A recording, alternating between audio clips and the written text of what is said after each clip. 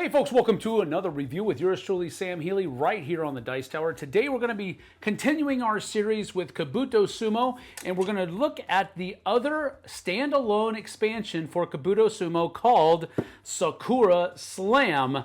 Let's get down to the table and take a look, shall we?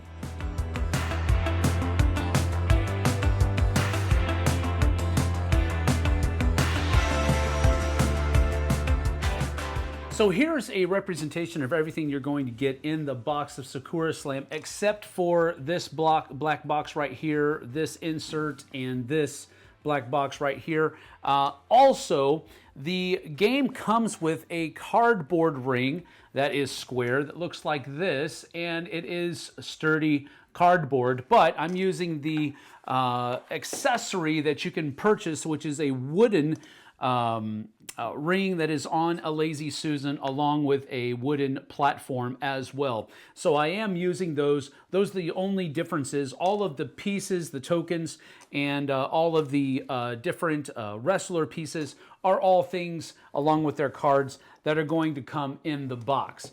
But I'm using these other accessories kind of like a precursor to next week, so you'll have to come back and take a look at that. But so basically, as we talked about last week, Kabuto Sumo is where you're basically going to take a bug wrestler and you'll have some special abilities based upon whatever's on your cards, and we'll talk about those in just a few moments. But you're trying to use this dock here, and you're going to fit the dock kind of like this on the corner of the ring, and then you're going to take one of your pieces and slide it straight into the ring in some way, shape, or form. It doesn't have to go towards the center. You can go off to one corner or another. It doesn't matter. But you're trying to basically in a straight line until the back edge of your piece aligns with the outer edge of the ring, and you're trying to knock the other opponents out. Now, what I have set up here is a 4-player game. And in a 4-player game with Sakura Slam, you're going to be playing teams. So it's going to be Team A against Team B. And so you'll do things like Apex will go first, and then Dude will go second, and then the Great Bugbino will go third, and then the last person over here, Midas, will go last. And the person that goes last is able to tag one of the corners of the ring, and we'll talk about that in just a few moments. One thing to make certain is that you share an inventory between your people, so that is one thing to take into account. Now, one other thing before we get started is that Apex over here actually starts with a different piece than the other ones. That's why that's changed. But generally speaking, on a turn, Apex is going to go first. He's going to take this piece right here and move straight on until he is edge to edge. This basic piece fell off, so now that becomes part of their inventory, and that's the end of his turn. Now it's going to go over here to Dude, and Dude is going to, now, since Apex used this corner, he is able to tag that corner. So now he will be able to try to get other things later on. We'll talk about tagging just a few moments. Dude is able to go next.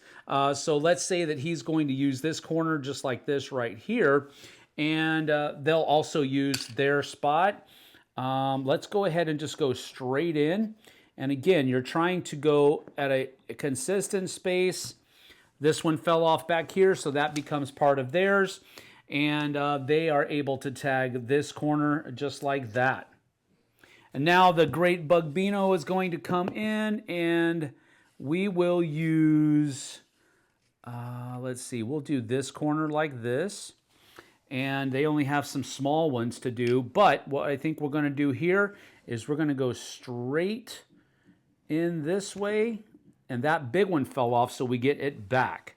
So that's pretty cool. Greg Bugbino will be able to tag that corner there.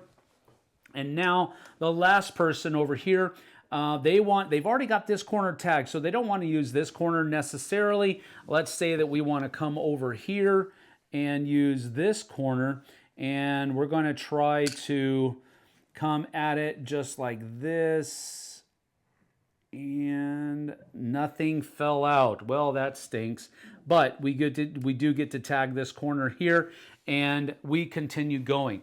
Now, the reason it's important to tag is because once you have some tags out there, your wrestler may be able to do something by removing tags. So, for example, the Great Bugbino here, he starts with his bat out here pointing away from the ring, but he's a pinch hitter. So it says remove one of your tags at the corner with your bat here. So that's one of the reasons why he went there immediately. On his next turn, if he wants to, he can remove this and take and swing this all the way around like this, and everything that falls out is his. That's pretty stinking cool. You know what I'm saying?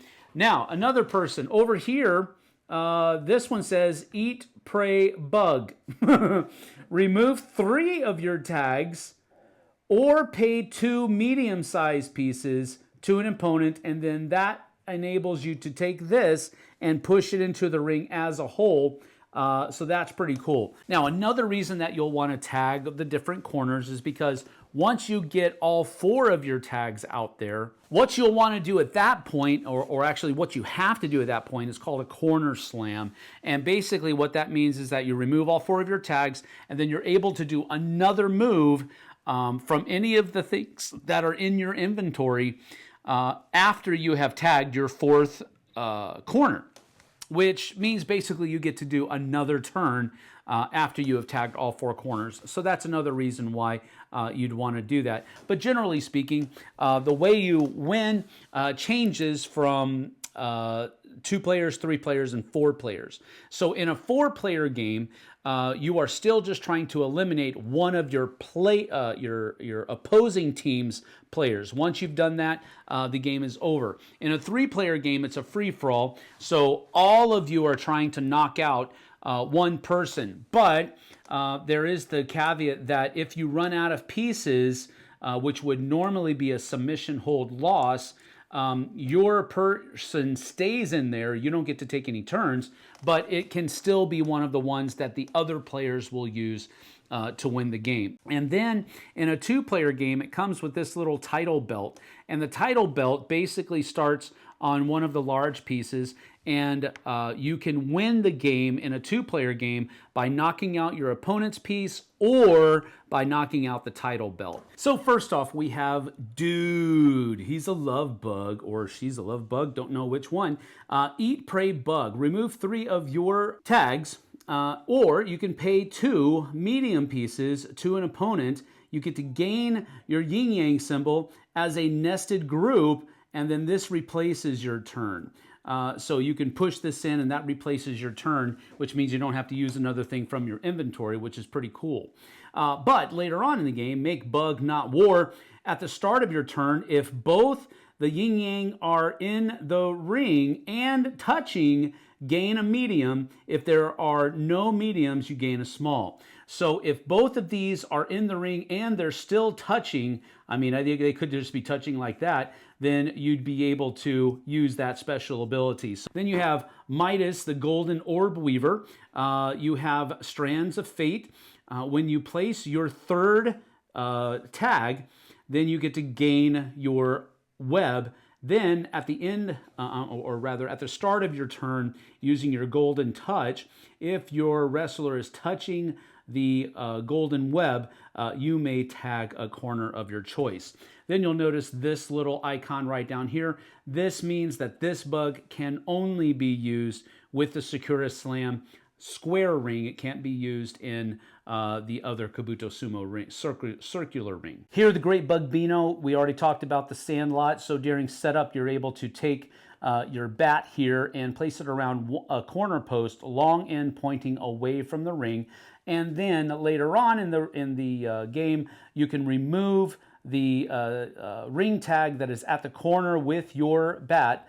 And then you can rotate the bat a full circle once around the corner post. Anything that gets knocked out becomes yours. And again, the Great Bugbino is one of those that can only be used with the Sakura Slam ring because it has that thing that goes over that post.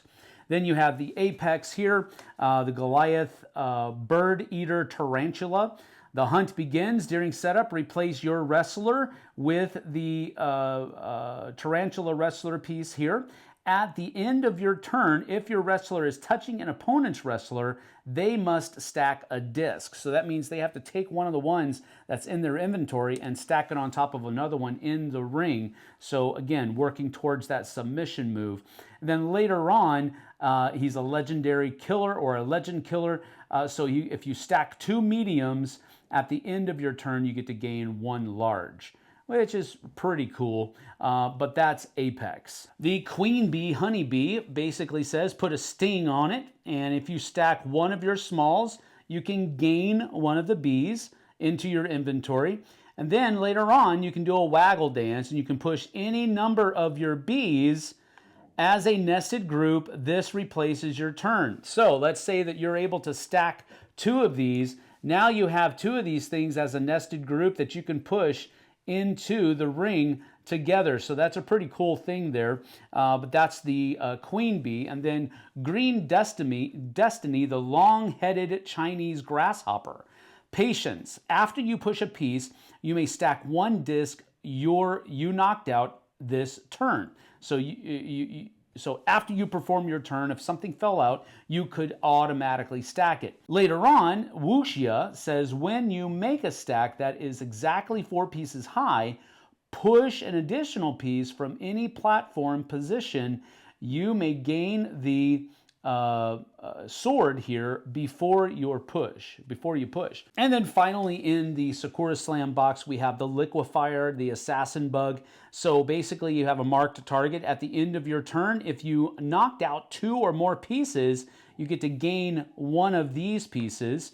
And then Wet Work. At the start of your turn, if both of these are in the ring, you may push an additional piece from the same platform position this turn. So if you can get both of these things into the ring, you're basically able to take 2 turns at a time while these 2 things are both in the ring.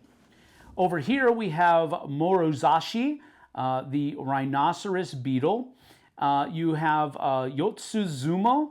Remove 2 of your ring tags, or stack 3 of your smalls, and you get to gain his special piece. Then you have a word there that I'm not going to try to pronounce upside down, and it says at the end of your turn, if this piece is touching an opponent's wrestler, you may carefully pick up their wrestler and stack it on any large or medium. You can move any pieces stacked on top with it.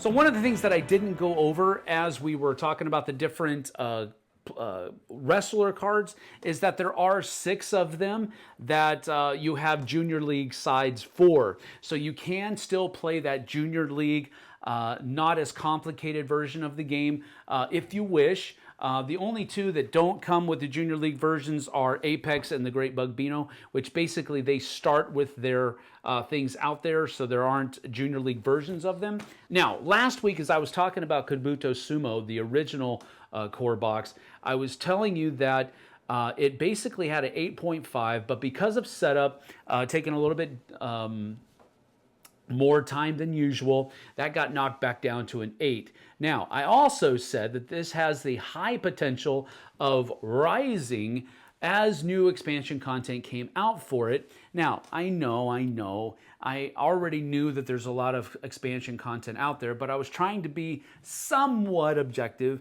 in my review. I don't really believe that reviews are actually objective. It's just somebody's opinion. So I did want to go at it in somewhat of an educated way, however. So we started with 8.0 as far as my rating for the core, the original core box. So what we're going to do is I'm going to talk about Sakura Slam as a core box, because that's basically what it is, but you can add it to the original box, and all but 2 of the wrestlers that come in this can be used in either the square ring or the circular ring that comes in the original core box. So that's a pretty cool thing. I really do enjoy that they've given more ways to play, but they've also given you a lot of flexibility on which bug wrestlers you can use with which ring.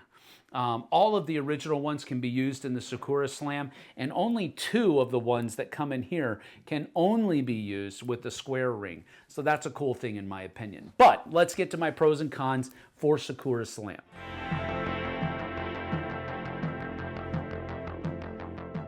My first pro for Sakura Slam is 6 more people that I can use with my core box. And everything that comes in this box is compatible with the original box.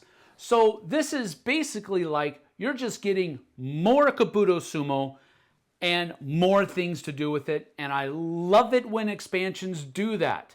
I love it when expansions simply give you more of what you already know you enjoy. But with that being said, there are some differences. The square ring does make a difference because instead of having so many different, basically, I don't know if you want to be technical about it, it's 360 degrees of entry on that circle board. With this one, you have to stick to the corners, and you can go at either side of the corner, but you're basically stuck to the corners on this one. And that's a significant play difference, but it's a fun play difference. Makes you think a little bit differently, and it kind of restricts what you can do. So that's really cool. It doesn't matter at all. But my main pro here is that basically what they've done with Sakura Slam is that they've simply made Kabuto Sumo a larger game. My second pro is going to be very similar to the first, but it's a little bit of a different thing. Not only have they made it a bigger game because there's just more stuff to use, there's more options. You know what I'm saying? It's not just that they've doubled the size of the game. They've doubled the options of the game because you had 8 in the original box, 8 wrestlers in the original box. You have 8 more in this box. That's just not twice the amount of stuff that you can play with, but it's twice the number of options as well. I really think that's a cool thing because the nature of the game, each person has, or each wrestler rather, has their own special ability. That's 16 different special abilities that you can play with and enjoy the game with. And how all of those different things kind of come at each other is really, really cool. Now, there is the caveat with this one specifically that they've restricted 2 of the new wrestlers, and we mentioned this earlier, to only be able to be played in the square ring. That's a minor nitpick. I'm not worried about that at all. The fact that they put, they basically doubled the amount of wrestlers that you played, and they've doubled the number of options that you have, along with some other rules variants and stuff like that. I think it's really cool. My third pro is going to be component quality. The component quality of this game did not diminish. Or rather of this box, did not diminish at all from what we saw last week. The cardboard that they use for the cardboard ring is the same stock, the same quality that they had in the original. The rings that the wooden rings that they've come out with, that's also the same quality. All of the pieces are great. These discs that you're tagging the corners of the ring with are slightly smaller than everything else, but that's to be expected because you don't want them to be too unwieldy once you're stacking them on top of the corner ring. So the fact that they made these smaller, and one might say a little chintzier than the rest of the components in there, it's actually a great design choice because you don't want these to really kind of get in the way at all. So I think even that was a good decision to make as far as the component quality is concerned, but I really do like the fact that the component quality between this and the original core set, it's virtually non-existent. There's no difference, and it was great component quality to begin with, so I love the fact that All Play has really kind of carried that torch into the standalone expansion as well. My next pro is going to be the slight variations that you have in gameplay as far as how you can win and how you can lose and all of that kind of stuff. I think that's a cool thing to do. The differences in 2, 3, and 4 player games. where you're playing as teams and 4 players. You have a free-for-all, but you still only have to knock out one person. And then adding that little title match thing in the 2-player game, I think those are great little additions, and it's not that big of a deal, I get it, but those little small differences are cool. The other difference is, of course, the larger one is tagging the rings. And I love the fact that they actually kind of wiggled in there this idea of tag teaming. I really think that's a cool thing of going back to the ring, the corner, and tagging it. I think that's a really neat mechanical tie-in with this whole professional wrestling vibe that it has going on. So all of those mechanisms work together well to provide you a new, somewhat fresh experience to a game that you already know and probably enjoy. So that was another pro for me for the Sakura Slam box. Now, as far as all that's concerned, I still have the one con of it does take some time to set up the game, and that's just going to be inherent. So unfortunately, it'll just have to be something that I or you, if you decide to get this game, will just have to kind of live with, because I do believe that it is a fair amount of trade-off as far as the amount of time you have to set up the game, the amount of fun that you get out of the game. I think it's a fair trade-off to make for the enjoyment that you'll have in the game, but it's still there. It's still a con, so I do have to keep it in there. But again, it's diminishing in its effect.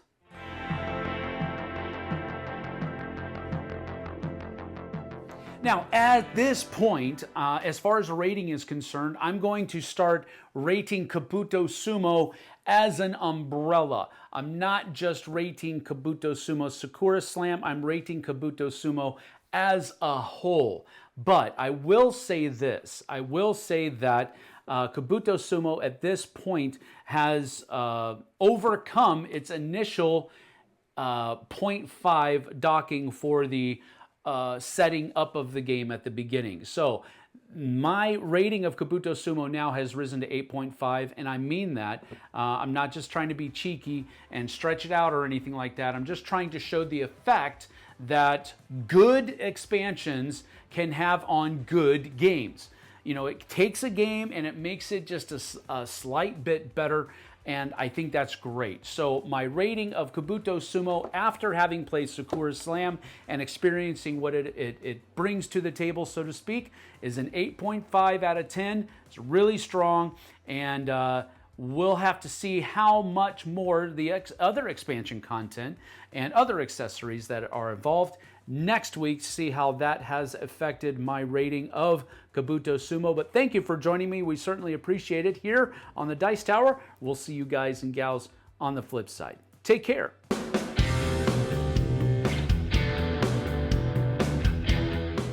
Hey everybody, thanks for watching this video. If you like this review or whatever you just watched, wasn't it amazing? Check out our channel, Dice Tower. We have all kinds of things. We review games, we do top 10s, we play games live. It's all about board games, but especially the people who play them. Check out Dice Tower YouTube channel.